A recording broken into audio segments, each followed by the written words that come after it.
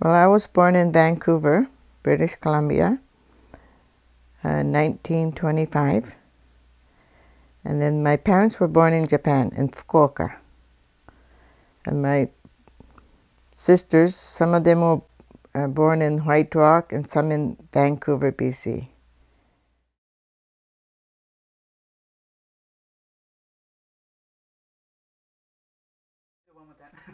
We were in Hastings Park for 3 months, and we couldn't have any cameras, and what we took was just our clothing, nothing else.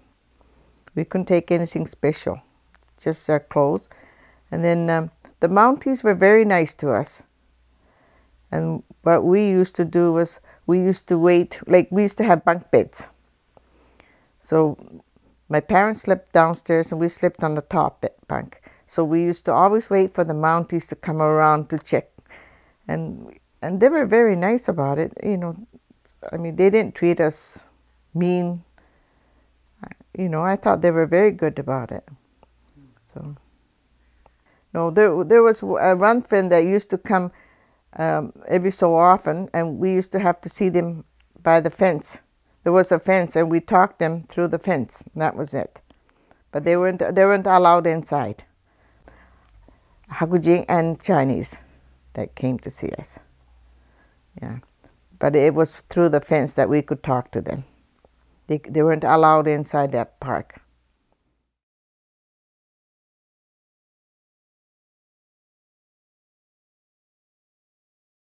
Well, when we got first, we went to a place called Popoff, and we had to sleep in the tent for maybe 1 month before we got into Bay Farm because the house wasn't ready. So once we got in the house, I stayed with my sister and her husband, and you have to have 7 people living in a house. So my sister only had 5, counting, you know. So my sister and I, we stayed with her at Popoff, and well, it wasn't very warm. It was cold. So, and then we used to get water from the truck used to come every so often, and they bring us water. We did our own washing outside, and outside that, we did live. We were free. We could go wherever we wanted to go. You know, there's nobody there to check on us or anything. So, my parents lived in Lemon Creek. That's 7 miles from Bay Farm. So we used to go visit them every so often. We used to walk. We couldn't take the bus or nothing. We walked 7 miles and back again 7 miles. And because we had to stay with my sister for her to get the house. If we didn't stay with her, she would lose that house and somebody else will have to live. See, like my mother, there was only 3 of them, so they had to live with somebody else. It was made in half, and there was another family living on the other side in that one house. We didn't have no problems. At least I didn't think there was any problems with it, you know, at Bay Farm. Because there was nobody watching us. We were free to go wherever we wanted to go. So we used to go to the shows, and of course we didn't go to school, but we had a lot of things. Well, of course there wasn't that much to do anyways, but then we worked at a place where they used to have food before. We used to work in the kitchen for a while.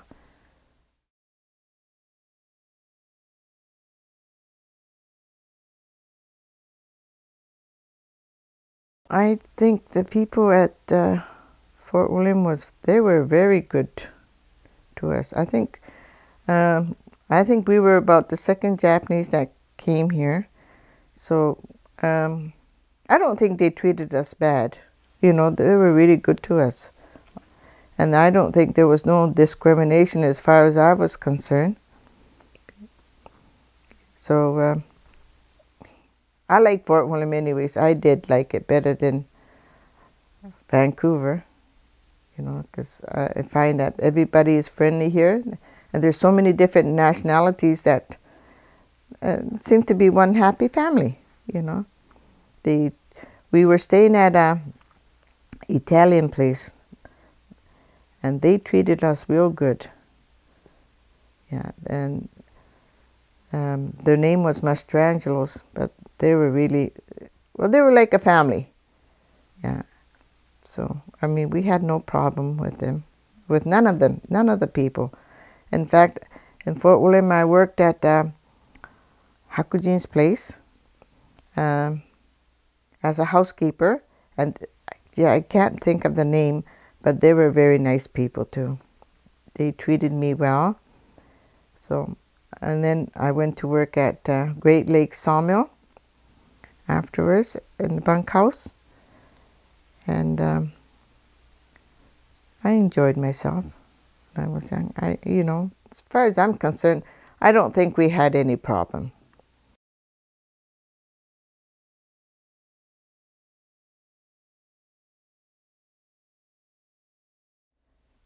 Lot of things they taught me, things about Japan, about sekku, and like before they used to have sekku, onago no sekku and otoko no. Yeah, they taught me that, and then they taught me about New Year's and what we're supposed to do and what we're not supposed to do. So, yeah. So they taught us a lot of things.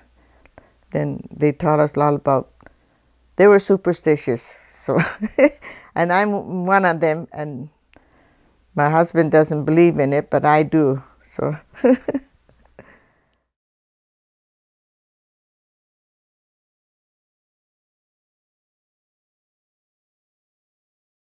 well, I'm a Japanese. As far as I'm concerned, I'm Japanese. So, I do things the way I was taught from my parents, and I try to teach my children a little bit of Japanese heritage, which a lot of them, they do enjoy it. I know my grandchildren, they love to know a lot about Japanese and this and that. So I don't feel nothing wrong about being a Japanese, and nobody doesn't seem to say anything bad because you're a Japanese or anything. It depends on how you feel, I guess, more than anything else, So after the war, I being a Japanese, I don't care what anybody says. I'm still a Japanese, no matter what. Even if I'm born in Canada, I still got that Japanese in me, so I'm a Japanese. It doesn't matter what. So that's how I feel,